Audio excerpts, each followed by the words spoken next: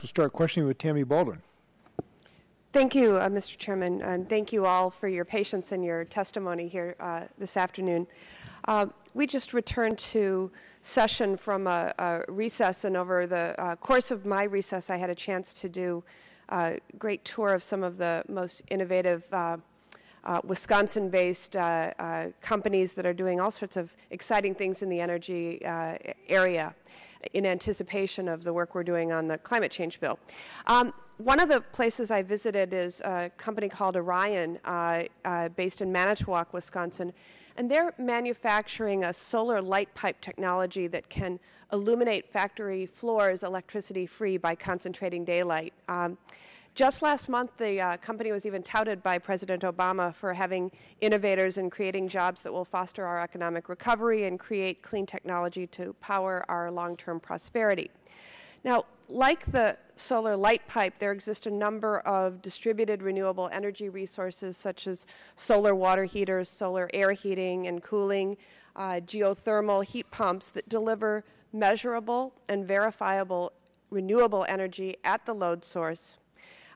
These technologies help businesses and homeowners lower their utility bills, and because they produce clean energy at the load source, they certainly lessen the burden on our nation's transmission infrastructure. As I understand it and have looked into it, some states have included these technologies in their renewable portfolio standards, and others have not, because these technologies do not actually generate electricity, even though we can sort of monitor virtually with meters the electricity consumption displaced by these technologies. So I want to ask, I think Mr. Riker and Commissioner Grunich, do you think these types of technologies should be considered as a part of our renewable energy technologies, and can they provide benefits under a national renewable portfolio or electricity standard? Yes and yes. Let me also say I want to congratulate your state. We're not talking about energy efficiency, but in a recent report, you're ranked number 5 in the country. And I'm very happy to hear about some of the technologies that's being developed. And I think that this is an example where we see innovation at the state level. And I think that it definitely is an example of the types of new technologies coming online that can and should be included when we're looking at the renewable standard. And I would add that, as you know, there is already a 3x multiplier for on-site generation. It'd be interesting to take a look at what of these technologies might be included, and if not, how that might be adjusted. That's number one. Number two, of course, the energy efficiency resource standard would capture some of the value of this as well by cutting electricity demand. So I think the interplay between the two of those should at least help these technologies. What we may want to do is look a little bit further and see whether there's ways to move them forward even better. Well, and that was precisely my second question of should this technology be a part of the energy efficiency resource standard, and you sort of jumped to that answer already. On the distributed generation multiplier, another one of my stops on my tour last week was to an anaerobic digester on a dairy farm. Now, I think Wisconsin is the leader in the country in deployment of anaerobic digester systems, but all of them are smaller than 2 megawatts. The one that I visited is generating enough electricity for about 600 homes in the area. And the proposed definition in our draft discussion bill right now would exclude small biomass generation systems from receiving the distributed generation credit multiplier because they rely on combustion. And the proposal appears to make distributed solar and wind more valuable than distributed biomass. And I guess I would want to ask your opinion also on this, what guidance you would give our committee as we get into the details of the bill on this issue of should it count or not. Again, Commissioner.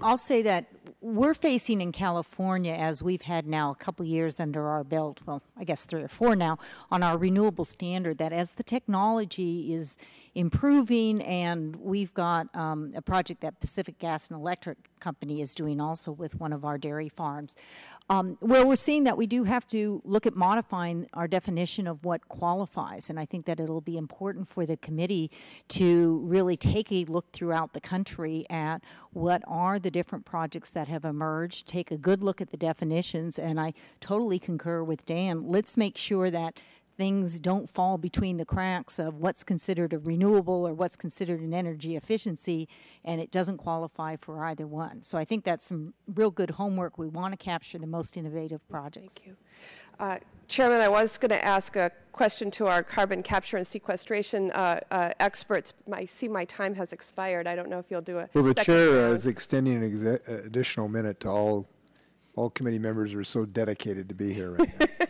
Oh, well, thank you. Along with my other stops on my energy tour, I got a chance to visit a coal plant owned by We Energies in Wisconsin that is doing a demonstration project on carbon capture, not the sequestration part, but they're right now succeeding in capturing 90% of the CO2 emitted, but only doing this demonstration project on 1% of the flue gas. So it's a small and demonstration project. A larger scale project, sort of tenfold the size, will be underway soon, I think, in West Virginia. I would love our CCS experts to address a couple of quick questions. One is the job creation potential. The second is, if we do not have a cap in the end, would you expect full-scale commercial deployment of this technology without it? I have concerns that we wouldn't. And then finally, this is a huge issue, but Wisconsin is not particularly geologically, well, we don't have the geological formations necessary for storage in state, which brings up transportation issues. And I wonder whether the funds collected by the CCS provisions of the bill will apply to research into transportation for CO2 and the costs associated with that. But I know that's broad, but I would love to hear our CCS experts address those three areas. We've been following the We Energies project there too, and they're tackling one of the most interesting parts of this that could have big promise for reducing the costs of it, which is the energy efficiency penalty using ammonia technology. And we think that's very promising, and we're following that technology and considering it very, very closely. That sort of goes to one of your questions. Your second question was jobs, and you know yeah. Yeah,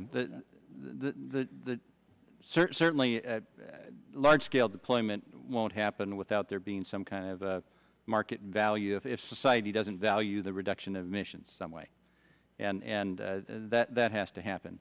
And what we're working at is getting the cost of that down where it happens at a reasonable price, and we believe that can happen as well. Jobs, our projects in both Texas and Illinois will imply that, for one thing, they take a long time to build. It's like a 4-year construction cycle, 1,500 jobs, at the peak, and even as many as 2,000 in some cases. So, for a retrofit project, that would be much less, but it's still a very substantial project employing a significant number of people. Thank you. We're now moving on to Mr. Upton. Thank you, Mr. Chairman. Dr. Apt, I want to come back to your testimony. You talked about a carbon performance. So if you looked at that as the base for an RPS, you probably could include nuclear as part of that, right? Because it's got no greenhouse gas emissions. That would be eligible. Certainly. One of the statistics that I like to tell people is in my home state of Pennsylvania, we are nearly last in renewables, but we're first in low carbon because of the percentage of nuclear that we have. Now, why you said that the solar array in Arizona was only 19%, which means that it's out? Sure. It can't be more than 50% because it's night half the time. The thing I know really they don't have daylight savings time as well, so that's right. probably another hour that we could. The thing that surprised us was that it wasn't higher than it is, and it's because of the intermittency caused by the clouds. We've taken a look at some of the other solar arrays in other locations. The DOE has a solar roof here, and that's 11%, as it turns out. Now, thank you. Mr. Robo, you mentioned that you are managing the largest solar bank in the world. Is that right? That's right. The Mojave Desert. How big is it? How many? What's the size? 300 megawatts. What's the footprint? How big is the footprint? Is tens of acres. It's about an acre per megawatt, so around 300 acres. And you know, there's been some debate that I've seen in the press. We mentioned this either today or yesterday, one of these hearings, that the senior senator from California has not been all that supportive. Is that true or not? Is it this project or is it another one in the Mojave? No, it's not our project. Our project's already built. And, so is this another project that's going to rival you as the largest in the world then? There are several new projects that are being considered in California. We have several that are that are trying to be permitted right now. Other folks are trying to permit projects. Our actually two projects that are furthest along in the permitting process are outside of Senator Feinstein's area. Now, when you began the construction of this, or get the licensing and the approvals, did you have trouble hooking it into the transmission lines? And how long did that take? These projects, the projects we have right now in California, are actually quite old. They were built in the late 80s, early 90s, and took several years to develop.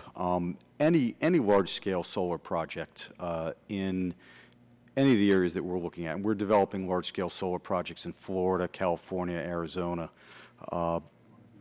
Colorado, and it really depends on the jurisdiction. We've built 110 megawatts of solar in Florida in the space of a year.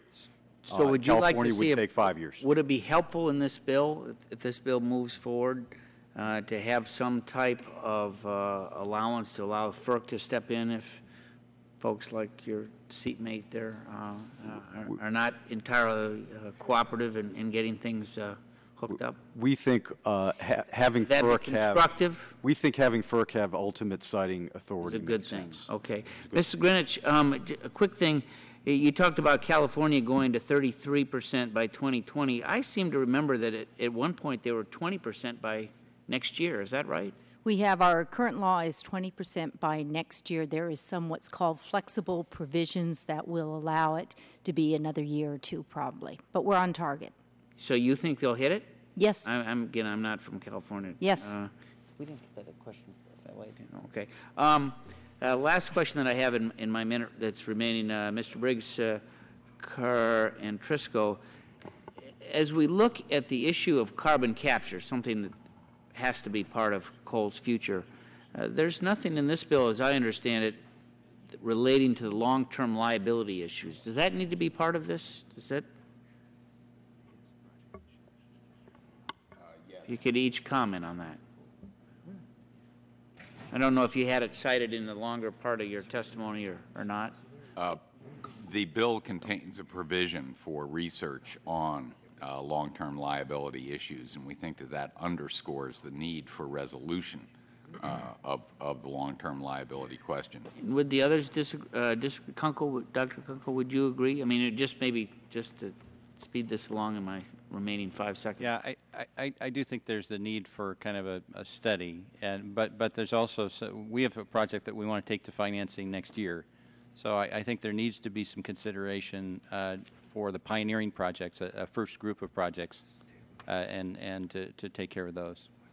And just very quickly, one of the advantages of our parent companies being familiar with the subsurface, we're willing to move ahead of these sorts of frameworks not being defined because we're comfortable with it. But we've also suggested a framework for liability as it moves through a project from operatorship to post-closure. Congressman Upton, I would say yes completely, and I would also point out, and I think Representative Baldwin mentioned the transportation issue in your question, there are a number of these issues around CCS that are very important, And one of the things that this subcommittee needs to focus on is when you look at EPA analysis of this bill and bills in the last Congress, there are very aggressive assumptions about when resources like CCS will be available, and yet they don't match up with what the realistic issues like liability, transportation. So I think when you look at the analysis, look at the assumptions, and then realize there are a plethora of what seem like sort of minor issues, the sooner we deal with those in a bill like this, I think the more rapidly we can deploy those technologies, which then will maybe justify some of the assumptions being used in the economic analyses. Dr. Abt? At CMU, we have started a large project on the legal and regulatory environment for deep underground sequestration. And a lot of paths through the thicket lead to dead ends. We've put out a draft of a working paper on that. We give a presentation on January. We'd be happy to talk with you more about it. We're expecting to put out a final on that later in this summer, and we'd love to work with you all. Thank you. Thank you. Thank you, Chair. Proceed. Mr. Riker, thanks for being here. Thanks for Google's vision and the work they're doing.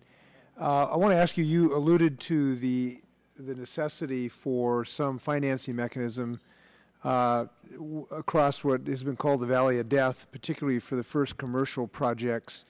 There are a couple of approaches that have been proposed. I have proposed one approach, and we've tried to focus in our approach somewhat more narrowly than others to make sure we really target the risky adventures that really do not have access to commercial lending credit, narrower in as far as the target, but broader as far as allowing the use of the full financial tools that could be available, multiple systems to really finance these.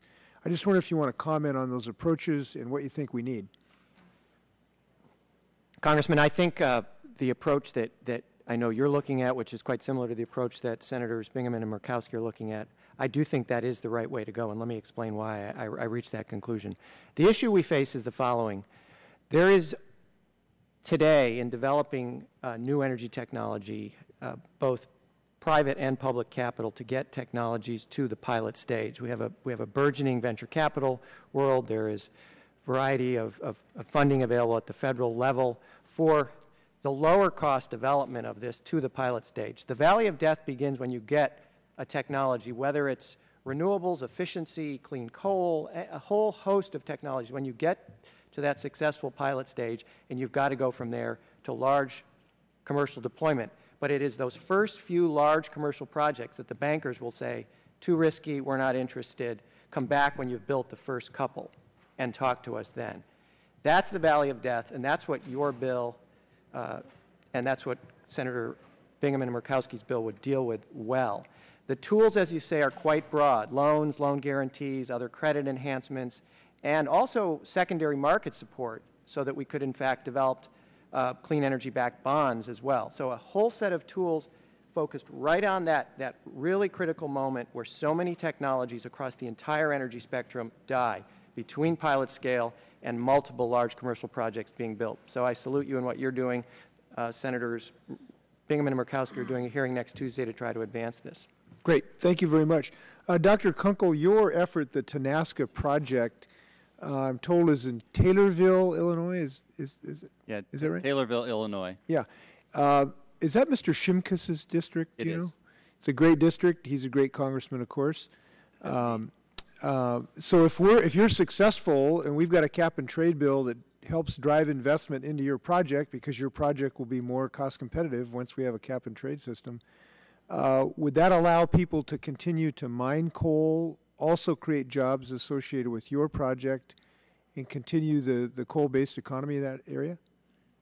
It would definitely spur the development of these types of projects, and that project in particular. And would the existence of a cap and trade system increase your attractiveness to investors to invest in that coal sequestered technology? Would it make it more attractive vis-a-vis other technologies?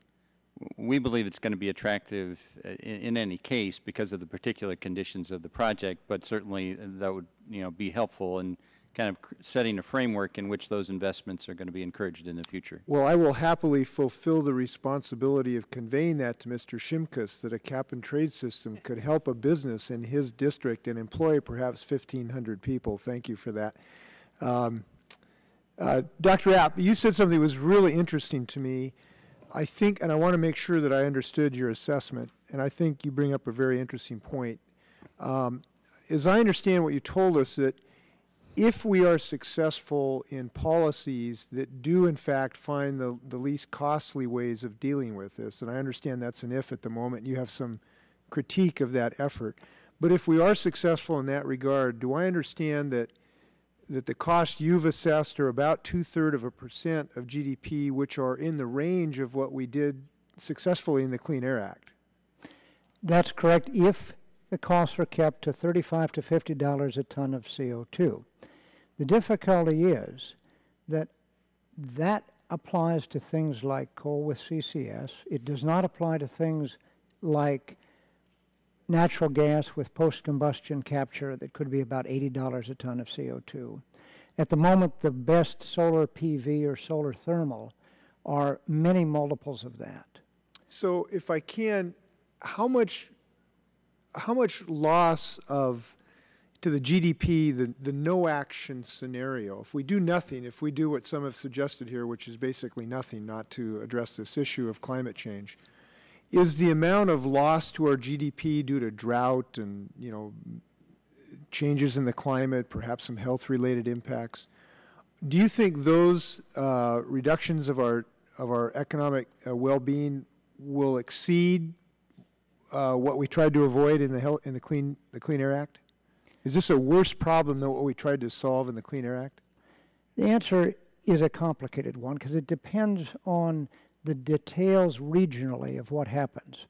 In California, one of the things that drove people to action there was the prediction that the snowpack in the Sierra would be much worse off a few years from now without control of CO2. That's not going to be the case every place. There's going to be winners and losers. In the Clean Air Act, there was a clear, or I should say a dirty and present danger. It's a conceptual thing at the moment for most people. That's why downscaling studies like the Sierra snowpack are so very important in making people understand how it affects them. Well, let me just, I don't want to take too much time, but I'll just tell you one congressman's assessment is that the danger to our communities and the danger to our nation has the capacity to be quite a bit more severe than what we were suffering under the Clean Air Act for the whole variety of different reasons. And that because of that, an investment anywhere close to what we did with the Clean Air Act would make sense because of the potential danger we face. I would concur. Any investment of the type, the 2/3% of GDP that we did in the Clean Air Act, not only makes sense, but it's clear that we accepted that, although with a great deal of kicking and screaming. Anything much more than that, certainly many multiples of that, is probably a very different animal. Thank you. I appreciate that. Mr. Waldman of Oregon. Thank you very much, Mr. Chairman. Dr. Rapp, I'm going to go back to you because you said solar is about $80 a ton carbon equivalent? No, that's natural gas with post-combustion capture at the moment. Solar PV and solar thermal are many times that. Many times that. It depends. Because at the moment, you could bring in a good solar thermal plant for perhaps $200 a ton of avoided CO2, and maybe Mr. Robo would. The reason I asked that is yesterday we had testimony from the EPA administrator, Ms. Jackson, who indicated their analysis of this bill, given whatever they plugged in. I thought she said in the first few years was $17 a ton for carbon. But that's what they used as a price, and then maybe as much as 20 or 30. We're trying to get all those data points. And so I find it fascinating. You're saying 35 to 50 and maybe as high as 80. It's one of the reasons why I think that a carbon performance standard is going to be much more effective than a, let's say, $17 a ton, because it's going to affect investment. It's going to take $35 to $50 a ton to really affect investment in the area I know about, the electric power industry. Or you can do a carbon portfolio standard that says, as California has done, you can emit no more than X, in that case 1,100 pounds of CO2 per megawatt hour, and that declines. Okay. I'm going to move now down to Mr. Is it Greenspec or Gruenspect. Thank you, sir. Because in your testimony, and I've now worn out a pair of reading glasses, so I apologize the lack of one side. In absolute terms, the key fuels are projected to be biomass and wind, but other renewable fuels, including solar and geothermal, are also projected to grow significantly in percentage terms. What would constitute the biomass that you reference? Well, there could be both co-firing of biomass in existing plants that currently burn coal. And that would be like woody biomass? That'd be woody biomass that could be used, you know, in a modest proportion as part of the feed to that existing plant. That's attractive to the extent there's not a big capital investment involved. Would that be the primary source you're looking at when you use the term biomass? Well, or you could have dedicated biomass crops. You could have switchgrass as well. Can be burned as well as. Because, and I've raised this issue every other chance I've had, is the deal with woody biomass off federal land. And Mr. Hawkins, I understand NRDC is the one who's responsible for the language in the 07 energy bill that precluded fuel sources made from woody biomass off federal lands from being applied toward the renewable fuel standard. Is that correct?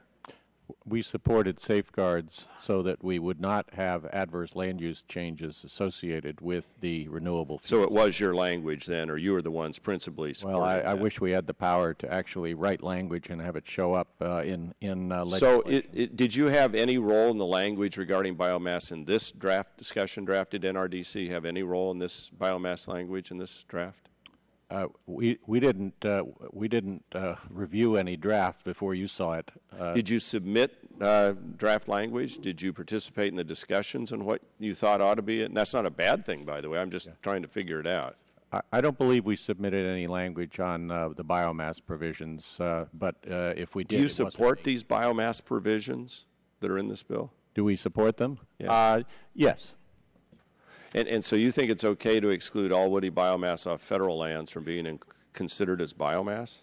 We think that until and unless we have safeguards in place that address everyone's concerns about the impact of sourcing some of these biomass resources, that it's an appropriate safeguard, yes. To just simply say woody biomass off federal land isn't biomass? That's what you say. To say that it shouldn't be an eligible source of a resource for purposes of complying with this obligation. Okay. We think and that's appropriate policy. Yes. And obviously you can have that opinion. I disagree vehemently with it, as you might have noticed by now, and hope to change it. I'm sorry, I can't read your. Gruenick. Not to be confused with Gruenspect. Got it, and it's turned as well. It's a very green panel. It is. It is. The German end of the panel, and Mr. Riker too.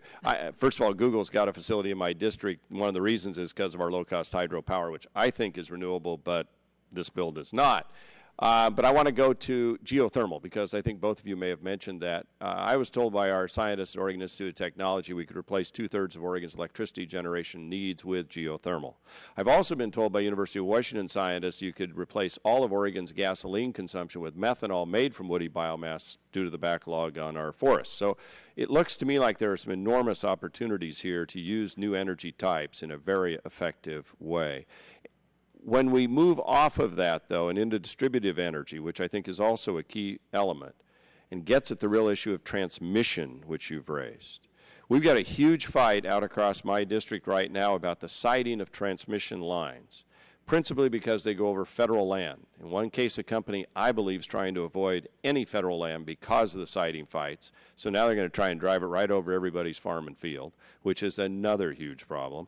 In the other case, we may deny an entire wind project over 180 acres of BLM ground that they need to run the supply line to private land. How do we address these issues?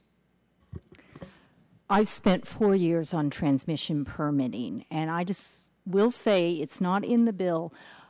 I think one of the most significant provisions that somebody needs to put in a bill on transmission the planning part is great, and I'll talk a moment about that, but we have huge problems with the federal land use agencies in transmission permitting. And I hear a lot about the problem are the state agencies. Just about every land permit, every transmission project in California, and it sounds like in Oregon, and it's a lot in the West, ends up going through federal lands. And we need somewhere in all these bills that are going through on transmission, something this is my personal opinion, that really talks about the federal land use agencies having to streamline their transmission permitting projects. We do MOUs with BLM and U.S. Forest Service on a regular basis that has schedules, and they never stick to the schedules. We've had projects that an entire year has been lost after we've permitted them under our CEQA, our environmental review, which is tough, and we still wait another year to finish the federal permitting. So I am a strong believer that this cuts both ways, that it's the federal land use agencies and a little bit of language in there that has them streamlining some of their processes could help. There's a terrific process, I'll just be real quick, going on in the entire western United States called Western RES, the Renewable Energy Zone, that is looking at every single state, and nobody's worrying about, red, green, blue, anything. That's really going down to the level, again, of transmission planning we need, of what are those resources in the states. And we're finding some really good information. We think that states are resource poor on renewables. When we're actually spending time looking at this, we're finding that there's a lot more, frankly, than we thought about. And so I do think that this is a ray of hope that we're going to be able to come together. And once we know those resources, that's where we're able to look at what are the transmission lines that are going to make sense, and then get our act together. And if they are the ones we need, let's get them built. Mr. Walden, if I could just add, one of the other aspects of this is improving citizen engagement, getting people involved earlier, giving them the information they need to understand what the options are in terms of transmission. We've been working with some organizations, including actually NRDC, at actually building mapping capabilities, using Google tools and other kinds of tools to get this information to people. If you engage them earlier, if you give them the options, walk them through the process, often some of the opposition can be overcome. But I would second what Commissioner Grunick said about the critical need to engage federal agencies more readily. Mr. Chairman, I know we're over. Are we going to have a second round opportunity questions? This is such a great panel, but there's so many of them. Okay, and there are so few of us that I think we can do that then. Perfect. As a result, I think it works out well. Thank you, Mr. Chairman. Chair will recognize himself at this point for a round of questions. And I think there's two ways you can look at the renewable issue. You can look at it in a rearview mirror, or you can look out the windshield at the future as it's arriving. So you can use two sets of numbers. One set of number can be, oh my goodness, only 1 or 2 or 3% of our electricity comes from renewables, excluding hydro. That's not a good picture. How are we ever going to be able to provide the electrical generation we need for our country in the future? Of course, another way of looking at it is 2008, 8,500 new megawatts of wind generated in our country, 400 new megawatts of solar generated in our country, 205 new megawatts of biomass generated in our country, 138 new megawatts of geothermal generated in our country, only 1,100 new megawatts of coal, and 9,700 megawatts of natural gas, 0 in nuclear. So my goodness, when you add it all up, 45% of all new electrical generation in the United States in 2008 was from renewables. And that's before we pass a national renewable electricity standard. So if we were looking out the windshield, looking ahead, and we had a national renewable electricity standard, and we had the incentives that were put on the books in order to give incentives for states and individual companies to deploy renewables. If you look at the state of Texas, having the legislature authorized $5 billion to build a transmission system out to the west in the state to capture the wind and the solar. If you look at the Florida Power and Light initiatives, how many new megawatts of solar in Florida, Mr. Robo? 110. 110. You can see that all over the country there is massive new interest. And Dr. Kunkel, you have a technology that you believe is going to give coal a big future as well, because you believe that we can capture the carbon that is generated from coal burning. Is that correct? No, that's right. And we think there's technologies we can get financed and go to construction next year. I'm feeling so good, after this panel. And that's why I do want a second round. This is just, this is, you guys are like walking antidepressant pills, okay, sitting at this panel. So thank you for coming in today. Mr. Triscoe. Thank you, Mr. Chairman. We didn't comment directly in our prepared statement on the RES requirements, but your question recalls. Can I say this? That was not a question. My question there was in the form of an answer. Okay, so just so you understand, I was just laying out what the answer is going forward, but you can take it as a question, and please comment. I will interpret it as such, Mr. Chairman. It calls to my mind Commissioner Carr's comments regarding the effects of a cap-and-trade program on providing significant incentives in the market to bring new renewable energy supplies on. And that very much will be the case, particularly if allowances, as we advocate, are given to the wires companies, to the distribution companies.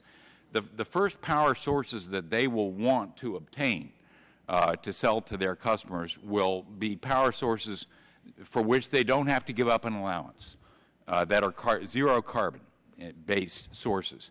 So that will create the correct market incentives in the renewable resource-rich states that the Commissioner referred to, in order to develop those in a very cost-effective and rational manner. Thank you, sir, very much. In listening to the testimony, and Mr. Robo, you're making money on this all across the country. You're very optimistic, huh? We're very optimistic about the vast capacity for our country to generate electricity from renewable sources? That's right. It's going to be a profit-making business? It is a profit-making business, and you can be successful being green, and I think that's been a critical part of our strategy over the last decade. Thank you. And again, back to you, Dr. Kunkel. Do you have reason to give really a sense of confidence to the coal miners, to the coal industry, that there's a real future ahead for them and the technology will catch up and make them compatible with our goals in reducing greenhouse gases? Yeah, we do look at it differently. I mean, we're developers of power projects. That's what we do for a living. And for us, the impediment is not these rules, but the lack of rules. What we need is a set of rules where we can move forward, we can finance projects knowing what the rules are going to be in the future. And in the absence of those rules is quite an impediment to coal-based development. So in your opinion, the best friend of the coal industry will be that we put predictable, consistent rules on the books, and then the technology will come into place that makes that electrical generating source compatible with the goals that we're setting for the country. I think there have been legitimate concerns about the viability of the technology. Things that we're doing are going to be, many times larger than the next largest one. And so we do need some time to go through this scale-up process. But we're convinced we can do it, and we can move forward. And then once those pioneering projects have demonstrated themselves, I think the opportunities for broad deployment are definitely there. Great. And again, I would like maybe perhaps you, Mr. Briggs, you could deal with that decline in the cost of generating renewables that Mr. Robo was talking about earlier, this 25% decline that's occurred over the last decade. Do you see the same thing happening over in CCS? Do you see the kind of the once the marketplace is established, that we'll see a development of a technology, but then a declining cost curve for the deployment of that technology? Excuse me, I believe so, yes. I mean, the main thing is to get out there and start getting on the learning curve. And I just wanted to go on record and answer your question that you just asked in yes. Yes, we Thank can. you, sir. The technology is there today. Thank you. No, I appreciate that. Thank you. My time has expired. Let me turn and recognize the gentleman from Texas, Mr. Burgess. Thanks, Mr. Chairman. I don't want to create any new depression for you, but actually... He's a physician, so he won't do it. I know he won't do it. I find myself agreeing with you. The Hippocratic Oath. And I'm so happy that you recognize the vision and contribution of not just our current governor of Texas, but our former governor, that would be George W. Bush, who had the foresight and vision to create this renewable portfolio and standard, which allows us to be the #1 wind generating state in the country. I come here to praise Governor Bush for what he did in the 1990s. And I'll have to tell you, too, that I find I didn't expect to be encouraged today, but I have been. It's probably more muted than your encouragement. But, Dr. Apt, your testimony, and I really appreciate your honesty and recognize that there are a lot of areas where we disagree, but your last two thesis statements that you have in your written testimony that you related to us probably may be the most important testimony that we've received in the last 1,000 hours of testimony we've had on this subject in this committee. Focus on reducing carbon dioxide rather than singling out renewables as the answer. I mean, it's almost, it's the simplicity, it's almost, I'm going to use it like a haiku or something that I can repeat to myself. This is the correct direction in which for us to go. I've been terribly disturbed by what I see are some of the inequities in the draft language for a state like Texas that has made the incredible investment to get to where it is, and yet if we have the federally mandated renewable energy standard, we may not produce the percentage that's going to be required, although as far as the number of megawatts we're producing with renewable energy, we're far ahead of everyone else. But your concept of let all technologies compete in satisfying the goals would mean to me then that the technology of energy conservation and some of the newer things that are happening with attic systems and insulation, low E glass, high efficiency air conditioners, tankless water heaters, that those should be eligible to be considered just the same as the newest nanotechnology photovoltaic solar cell. So I'm encouraged when I hear you say that, and I hope that we're, unfortunately the chairman was out of the room, that's why I wanted to be sure I repeated it. The chairman was out of the room when you gave your testimony.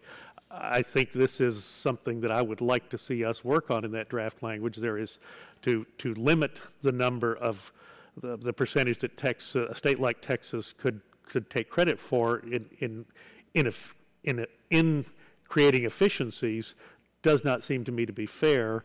The creation of a standard that is almost unattainable in a state that is as large as Texas and produces as much power as we do, those concepts have been very troubling to me, that we may mandate a federal system that sends our already robust state system and moves it into a condition of noncompliance, or one where our ratepayers may be punished because we can't quite get up to the percentage standard.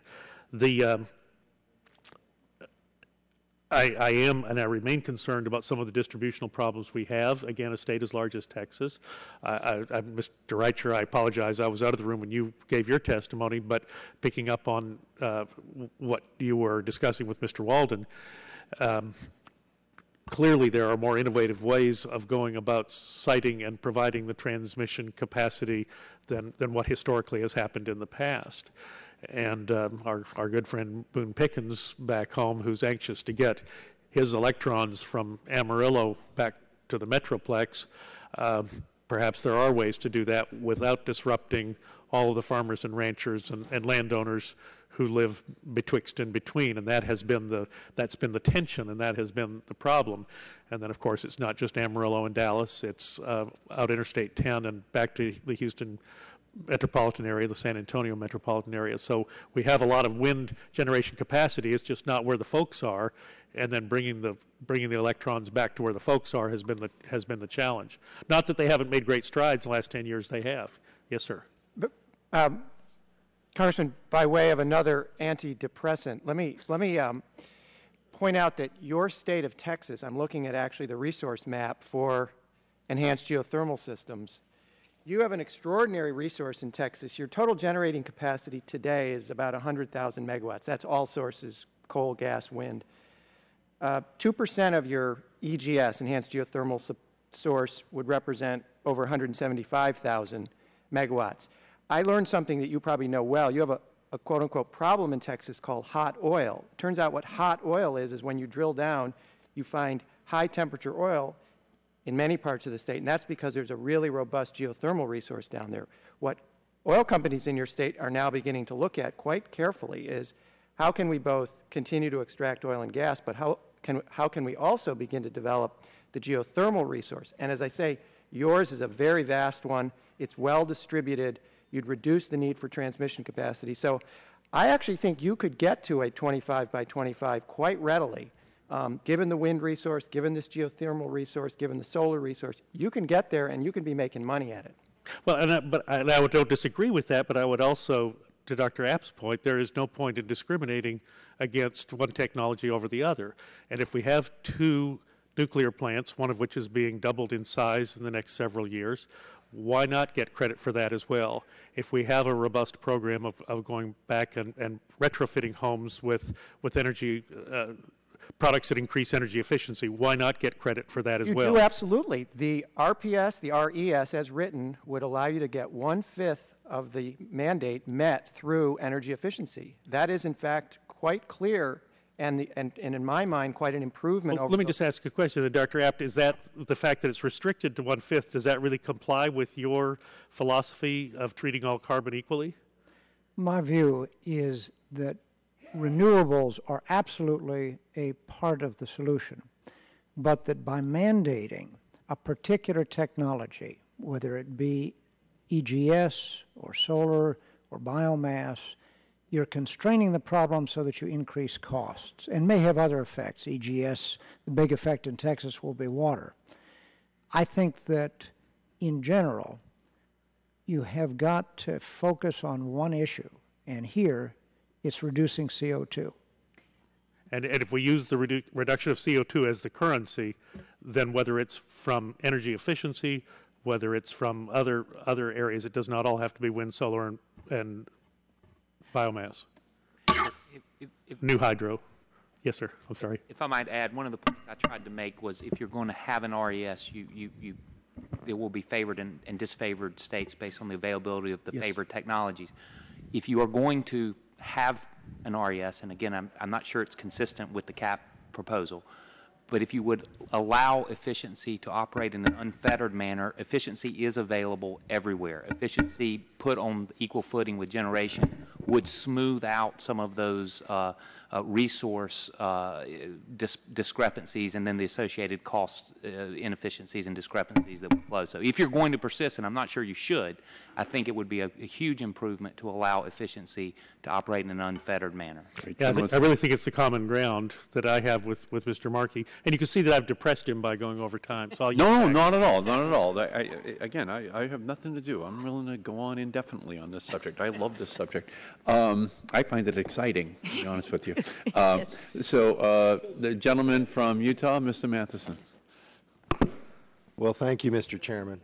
Ms. Greenick, I should tell you, as someone who represents a large public land state, your comments about the challenges of dealing with federal lands agencies and permitting are certainly, I'm sympathetic to what you're saying. And I think as part of a discussion about encouraging opportunities for new types of generation, renewable energy, to have an opportunity to get to market in this country, we do have to have a serious discussion in this committee and in this legislation about how to encourage siting of transmission, because it's not happening now. and there are impediments to it. And I think it's something where the draft legislation is a little light right now. And so any suggestions people have in that to beef up that part of the bill to encourage development of transmission infrastructure, I think would be very welcome to everyone. I think that's one of the least I think everybody in this committee, actually on both sides of the aisle, has a pretty strong feeling about the need for enhanced transmission infrastructure.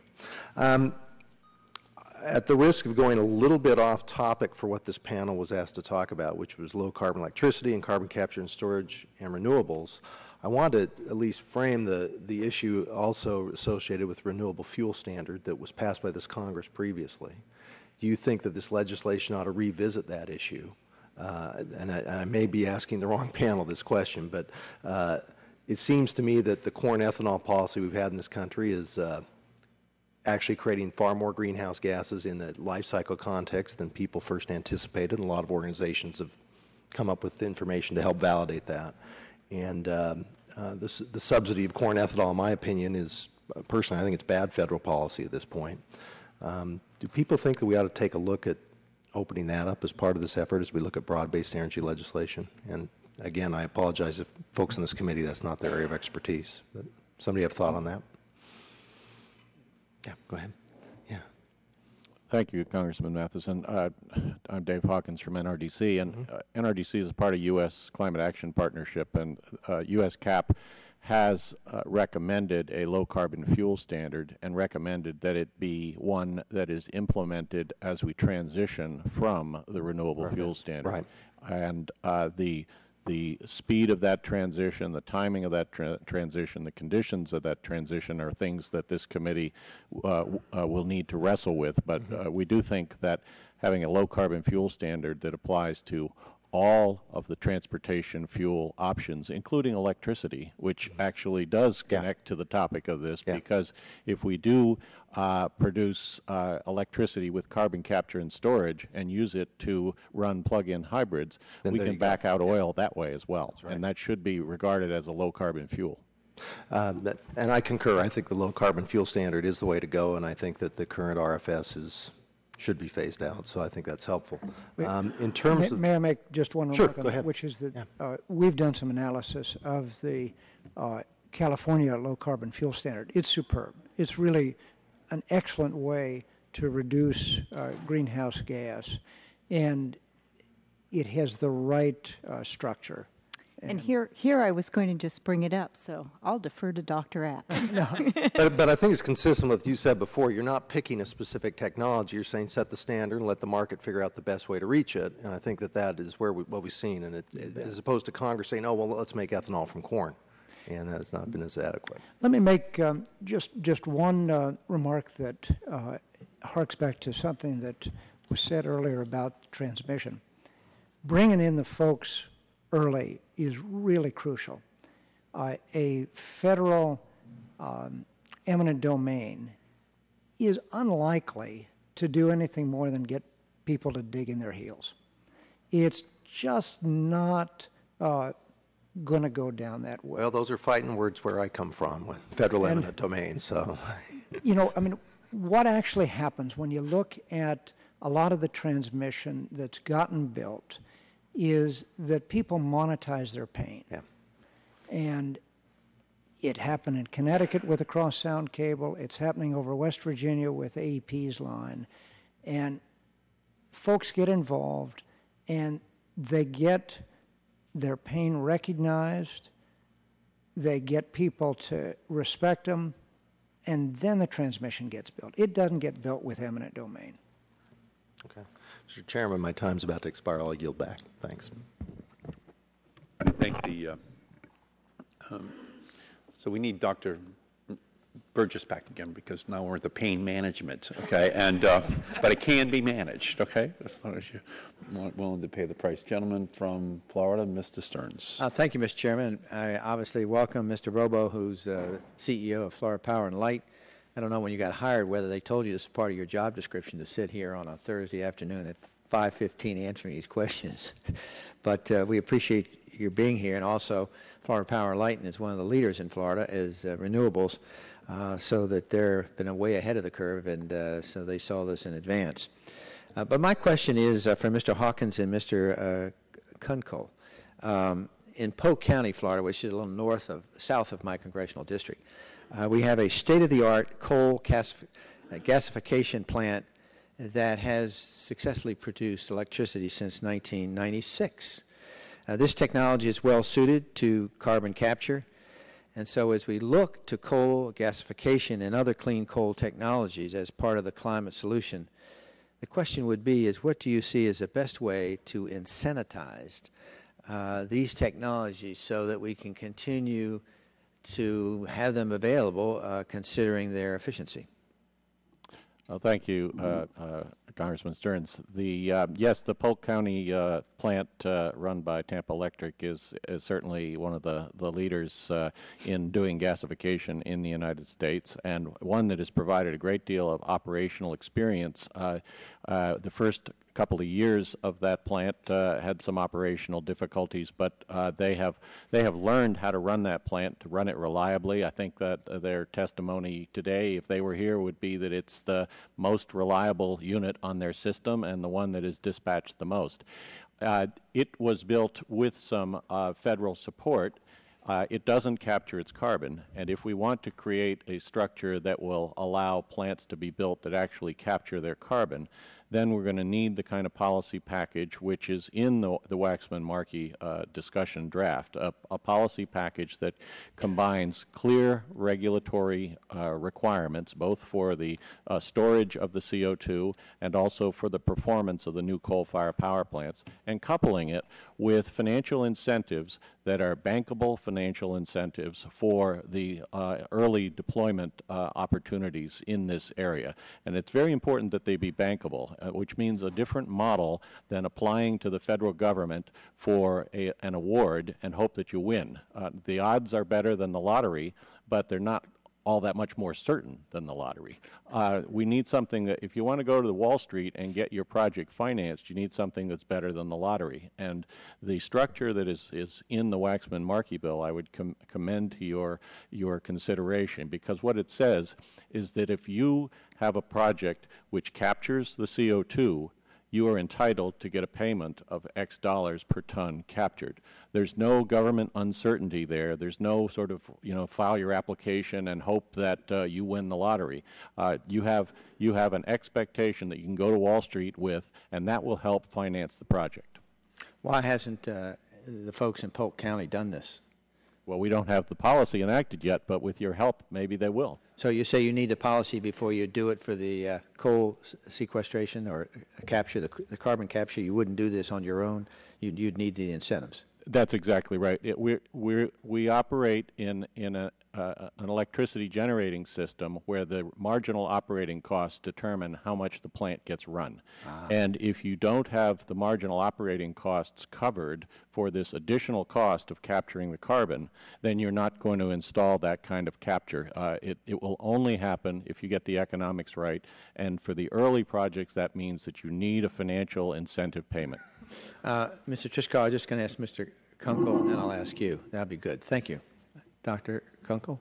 Yes, I really agree with very much. And I would, when we, the types of project development we do are project financed projects. In other words, we'll sell the entire output of electricity for a 25 or 30-year project life right up front with our, some customer to whom we're selling this power. And then we'll operate that plant for them over the long term. These are large financings. Each of these projects we're working on are over $3 billion. So these are very large financings. And one of the things that's happening to us in looking at this future commodity market of carbon dioxide is that it'll be a highly volatile, potentially, commodity market. So if there are incentive systems that give us a stream, kind of a known stream of financial support for these new technologies, and early on in the program, when, if it's designed right, carbon prices should actually be pretty low, that if there's a known stream for that, then that's something I can take to my finance guys to put in their pro forma, and they can persuade investors and lenders that that's real. So those aspects are critical to really moving these projects forward. Mr. Triskau, and yes, Congressman, thank you. And I've also had the pleasure of visiting the Polk County plant, and it is a marvel of technology. I was just going to point out that we have a precedent in Title IV of the Clean Air Act in the acid rain title that was added in 1990 for the provision of bonus allowances for utilities that employed scrubber technology early in Phase 1 rather than later in Phase 2. And that bonus allowance program was so popular that it was oversubscribed. It was known before the allowances were to be given out that there was more demand for them than supply.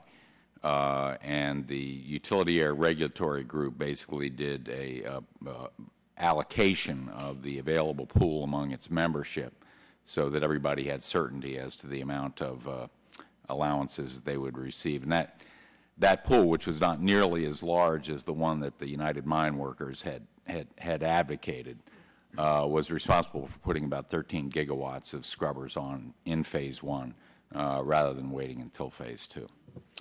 Thank you, Mr. Briggs wants to answer, and then thank you, Mr. Chairman. Go ahead. Very briefly, Congressman, I concur with the NRDC's comments and also add it's one of the reasons why in the early phases of these projects that you're looking for all the value you can get from enhanced oil recovery to supplement the value of CO2 as a commodity value in the absence of incentives. And it's obviously dependent on states. One of the reasons why we're in California is you're looking at states who will go ahead of that policy mechanism and take the lead. Great. You all say? Okay, great. Can I just ask Mr. Robo, what do you think is, by 2025, is the achievable goal for Florida under a national renewable electricity standard? Do you think Florida has a capacity for 25% of its electricity to come from renewables?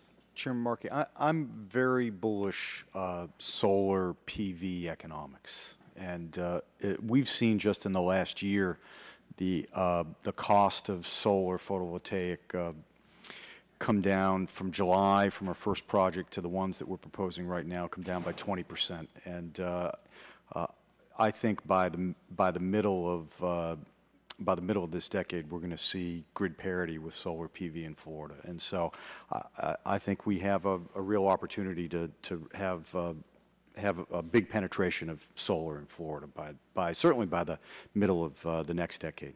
We've been very by 2050, but by 2025, do you think 25% is possible? I do think it's possible, depending on how quickly the technology comes down the cost curve. Yeah. But I've been do you believe that? Actually, I've been personally surprised at how quickly it's come down. But is your gut now telling you that decline in the cost curve now is inexorable, and you can see how the economies of scale are kicking in? Yes, Chairman.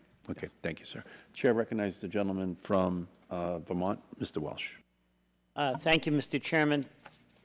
The discussion draft, witnesses, includes energy efficiency resource standard, as you know, requiring that the utilities achieve a certain level of electricity or natural gas savings.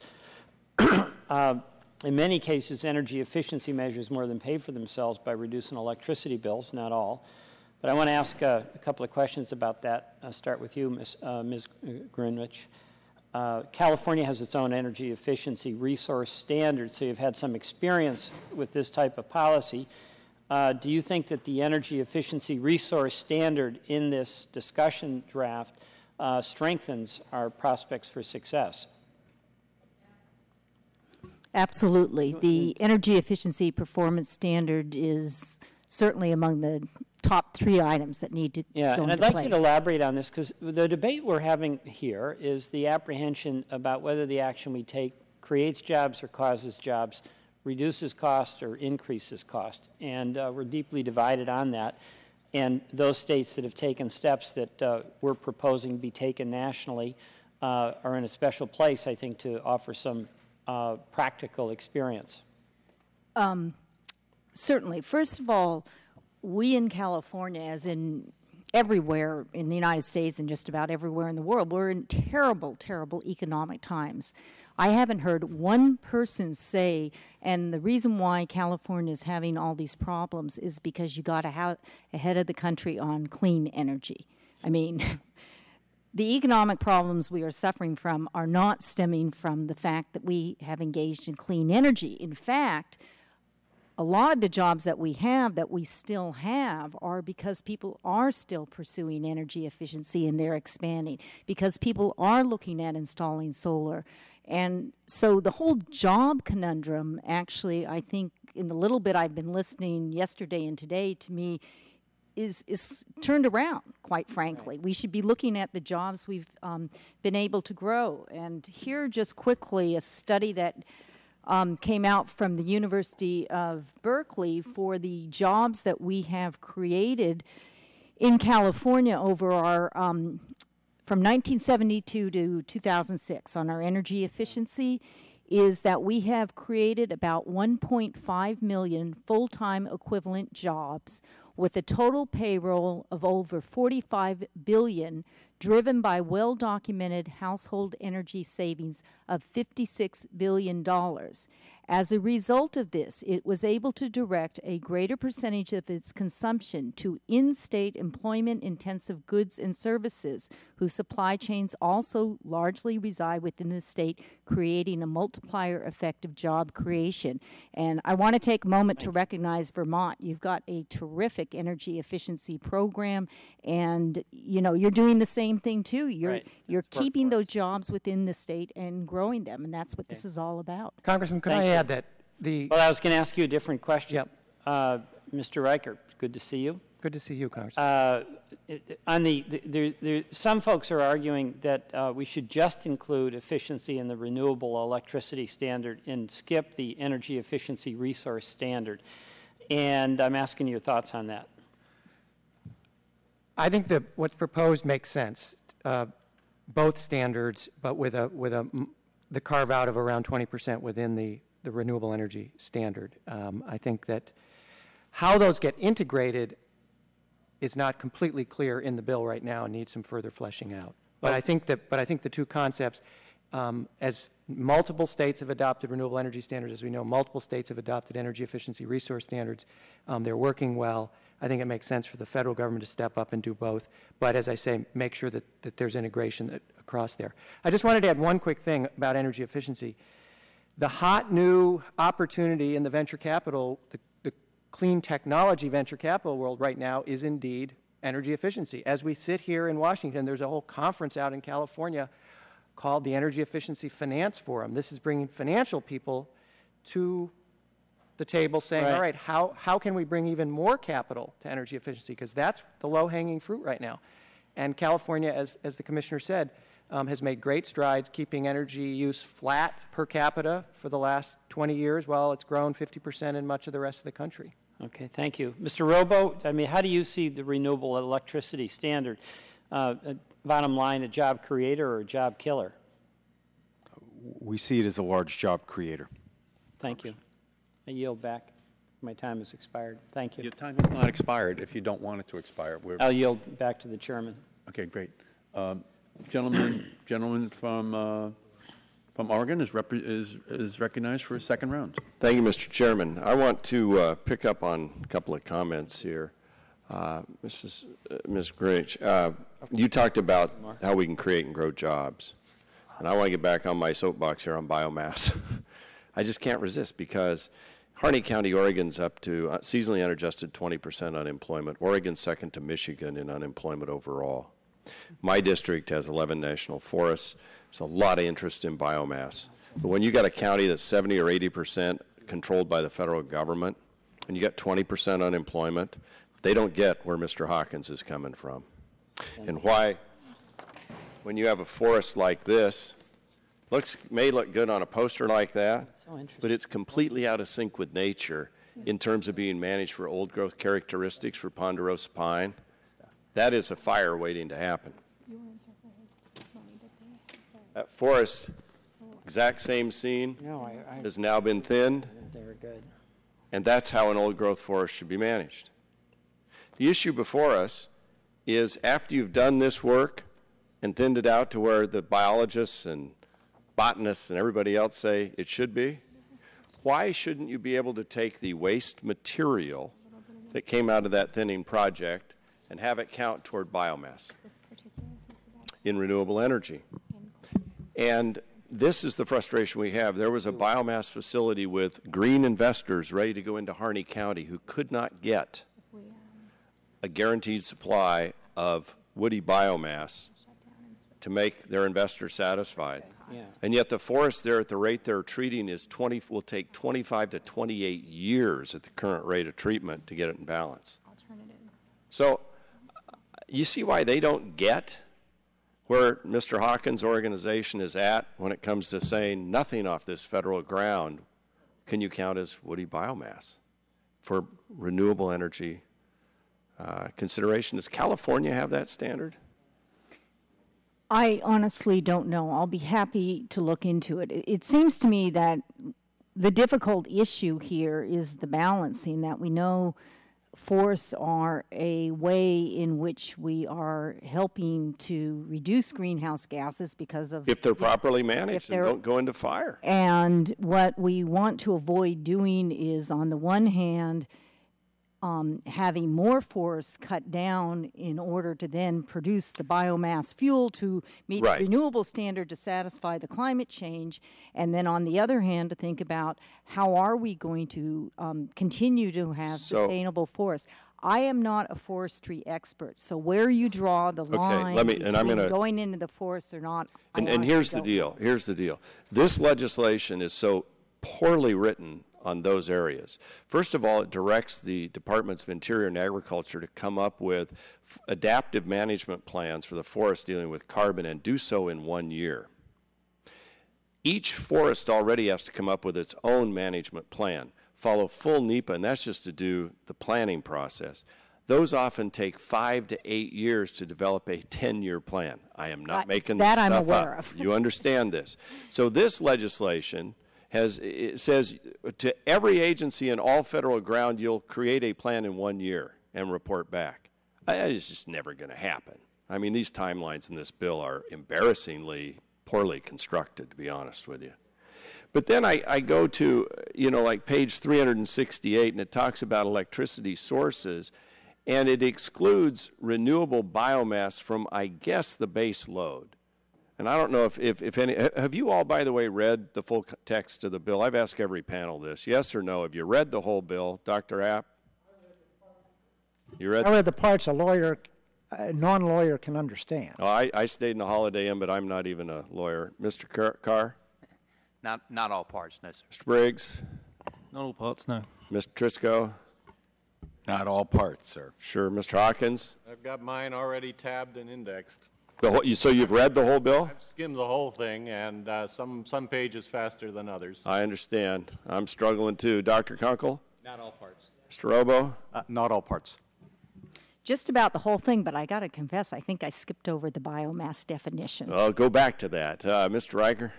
648 pages. I've looked at every page. Yes, sir. Absolutely not. Perfect. All right. I got it. Well, see, I'm trying, and I'm not, as I say, I wore out one pair of reading glasses. I've got another in my desk. But I'm trying to figure out, even on page 368, when it talks about compliance obligations and then talks about electricity sources, it excludes renewable biomass as an electricity source. Now, renewable biomass is already defined early on to be to exclude off federal lands and all this. So can somebody tell me why renewable biomass would be excluded in this electricity source? I can answer that one. It's because if you make electricity from renewable biomass, you don't have to turn in an allowance. This is the compliance obligation section of the bill, and this is a benefit for renewable biomass. Okay, good. But now we know that if you make it from woody biomass off federal ground, which is occurring in my district now where they're heating, they replaced an oil-burning stove in a high school in Enterprise using hog fuel, wood chips. They're saving, it's enormous amount of fuel. Replacing it with wood, very few emissions, a lot less than that. It doesn't qualify. How does that make sense? Well, you know, what I would say, these hearings are educational experiences for the witnesses sometime too, and you've obviously thought a lot about this issue, Congressman, and I'm not the organizational expert on the biomass issues, but if you have the time, we very much like to come in and visit with you on. I'd be happy to do that. My door's always open, because the hospital in Harney County, where this biomass facility, they switched to wood pellet burning stove, and they cut their fuel costs by 2/3. And DEQ, our Department of Environmental Quality, at least the hospital folks told me, they said it has virtually no emissions. And they take out a garbage can size, regular garbage of ash every 2 to 3 months. And it's from wood chips. And Sweden, 18% of their renewable energy now is from woody biomass. You've said from AEI or the Energy Information, this is where we're going. We got the federal land, 47% of the Forest Service budget spent fighting catastrophic fire. You know that in California. We know that in Oregon. And my time is way over, and you've been most generous, sir. No, thank you. I'm learning a lot too. It is an interesting subject. Does the gentleman from Vermont wish to be recognized again? Yes, thank you, Mr. Chairman. I want to talk a little bit about carbon capture and sequestration and address my questions to Mr. Hawkins. Mr. Hawkins, I just wish you, if you would, elaborate on why U.S. CAP members believe that we need a set of complementary policies in place for carbon capture and sequestration, and more broadly, of course, for coal, and what would happen if we don't have a comprehensive approach. Yes, a cap and trade program by itself in the early years, especially one that has a substantial number of offsets and cost containment provisions, is likely to have a fairly modest economic signal. And as Dr. Kunkel and others have testified, these early projects, whether it's for carbon capture or some advanced forms of renewables, these early projects are likely to have incremental costs that are higher than the carbon clearing price in the early years of these programs. So if you rely solely on the market signal from the cap as the only device, you're likely to get a bunch of decisions which look optimal from the standpoint of the individual investor, but in fact are suboptimal from the standpoint of where society needs to head. This is a marathon. Controlling carbon is a marathon, and if you run it like a sprint, which is what tends to happen when you have these short-term economic signals and a high discount rate, you're not going to finish the race. So, we tend to think that having a multiple set of strategies which are enabled by the bill and incented by the bill is very powerful. I say that a bicycle is more stable than a pogo stick, a tricycle is more stable than a bicycle, and a wide stance four-wheel vehicle is more stable than all of them. And we have a bunch of platforms here that can be used to drive home CO2 reductions. And so my variant on Dr. Apt's point is, yes, the focus needs to be on CO2. But sometimes it's good to have a turtle strategy, have a lot of eggs on the beach, because you're not entirely sure right now what's going to be the one that's going to get you to victory, and you probably need more than one. And having a strategy that gets all of these in the game so that you have as many things to pick from, we think is the right way to do it. So just describe what will happen with the deployment of new coal-based power plants if these provisions are adopted. And one of the concerns folks have been, things we need to do, one of the concerns folks have expressed is this dash for gas, what the displacement would occur and how that would affect the price in a very disruptive way. If you'd comment on that. Yes, we discussed this at great length in the U.S. CAP group, and everyone was concerned about the dash to gas being something to be avoided, and that's why there's a package that says there's an emission performance standard for new coal, and there is a financial incentive, the stream of payments for carbon capture. And our view is that that payment stream ought to be sized at a level where an investor that's looking at a fossil investment plant says, you know, this is a better business proposition to build a coal plant that captures its carbon, and we get that financial incentive, than it is to build a natural gas plant that vents its carbon, and we get no financial incentive. Okay. And there's been a lot of concern raised about the timing for deployment of the carbon capture and storage technology, saying that commercial deployment is not expected until 2025.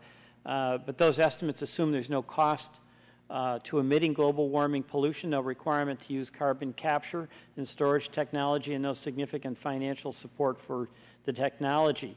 What do these estimates tell you about the timing for deployment of CCS technology if this legislation in its draft form or close to it is adopted?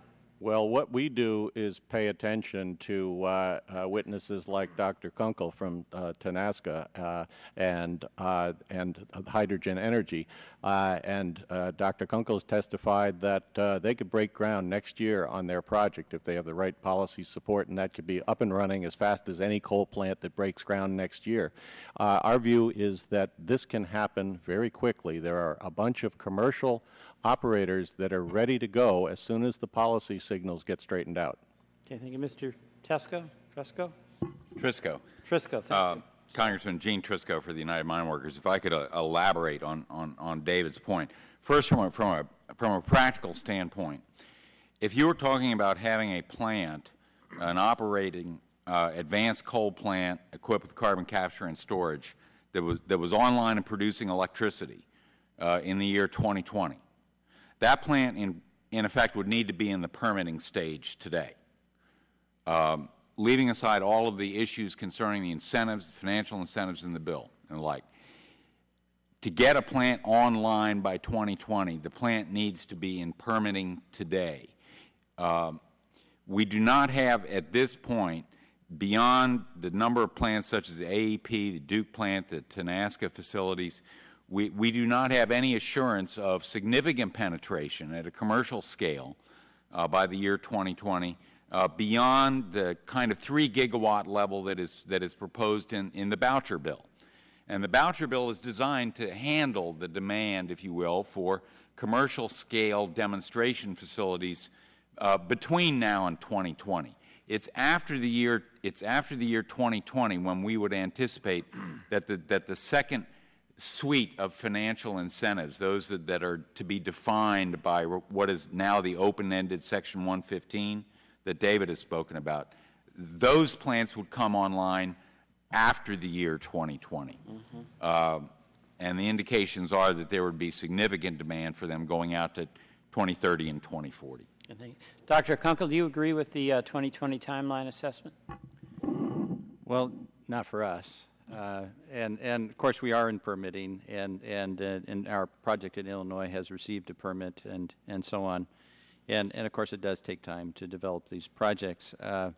One of the things I would point out is that in the post-combustion capture technologies that we're looking at, as opposed to IGCC, that the period of time required to build that piece on the back of an existing power plant as a retrofit might be something like 2.5 years of construction time. I mean, these things all take significant amounts of time, but it's less than the full construction cycle of a power plant.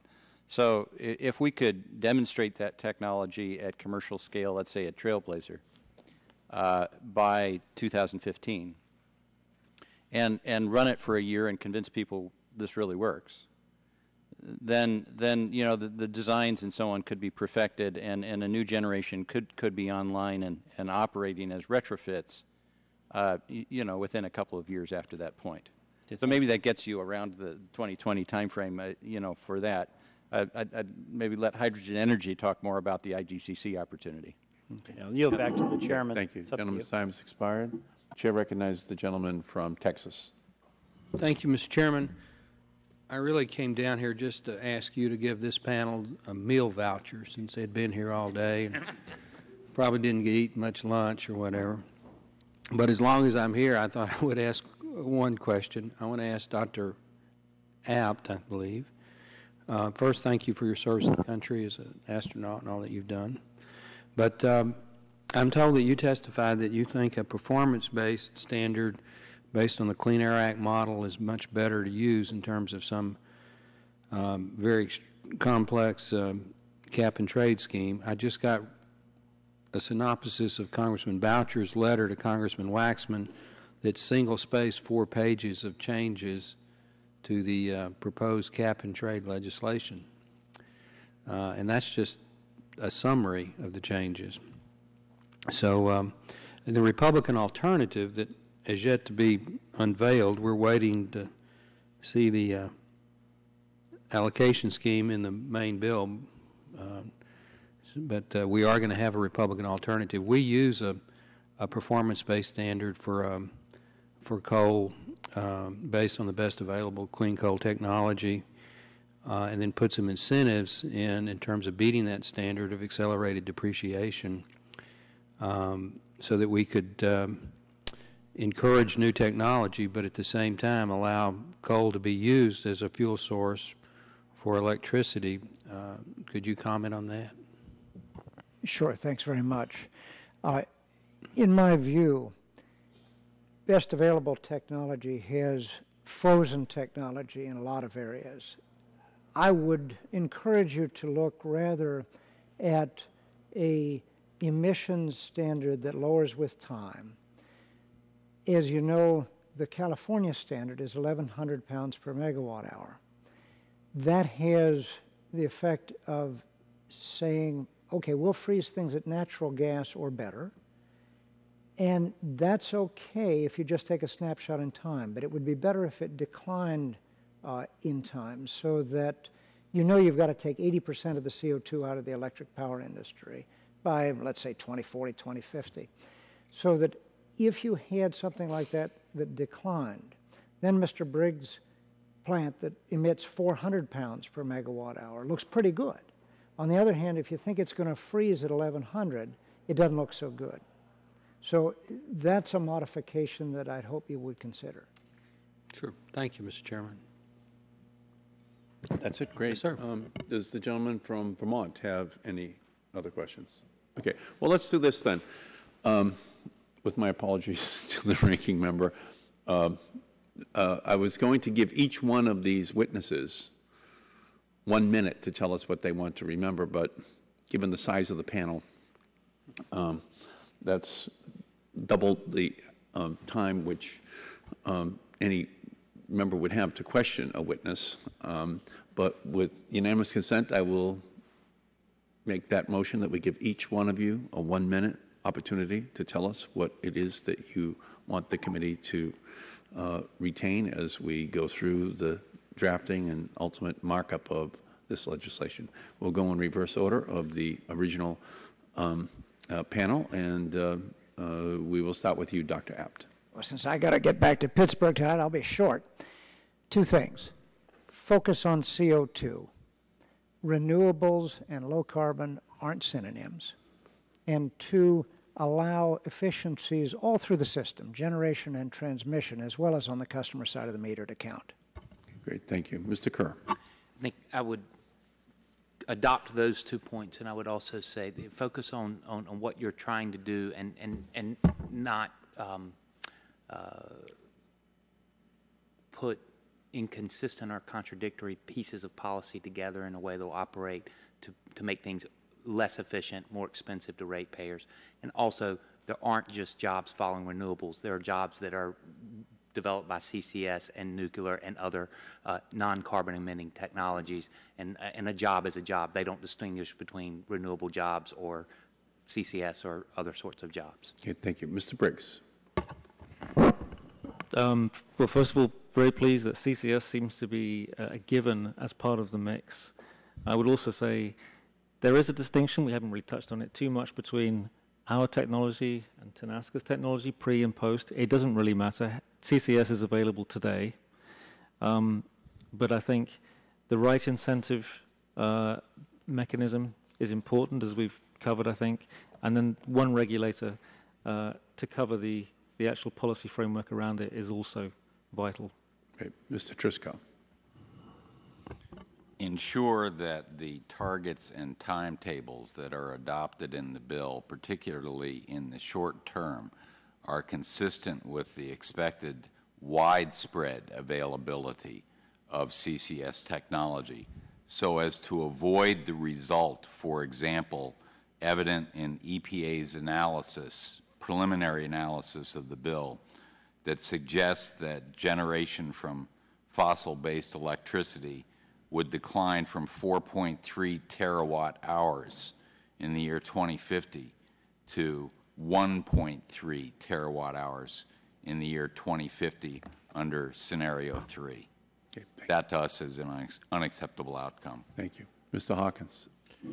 First, I'd say avoid focusing on technologies, but keep in mind the facts on the ground that need to change to cut carbon emissions. And I feel quite confident in predicting that regardless of technology pathways, 50 years from now, we're going to have electricity, we're going to have vehicles, we're going to have fuels, and we're going to have buildings. And we need strategies that are going to drive decarbonization in each one of those areas. And you've got a lot of policies in the bill that are aimed at doing just that. And there can be good and useful debate about how to focus on harmonizing those so they integrate well. But those are the four big linemen that we have to think about: electricity, vehicles, fuels, and buildings. Thank you. Dr. Kunkel. One of the most relevant things we can do as Americans on this larger problem is to tackle the problem that the Chinese and Indians will have, which is CCS, basically. They're building a lot of coal-fired power plants, new ones, pretty good ones, I bet, and improving ones, but they don't have this technology. If we can find cost-effective ways to employ it, if we can develop that, then that will be a huge contribution. Thank you. Mr. Robo.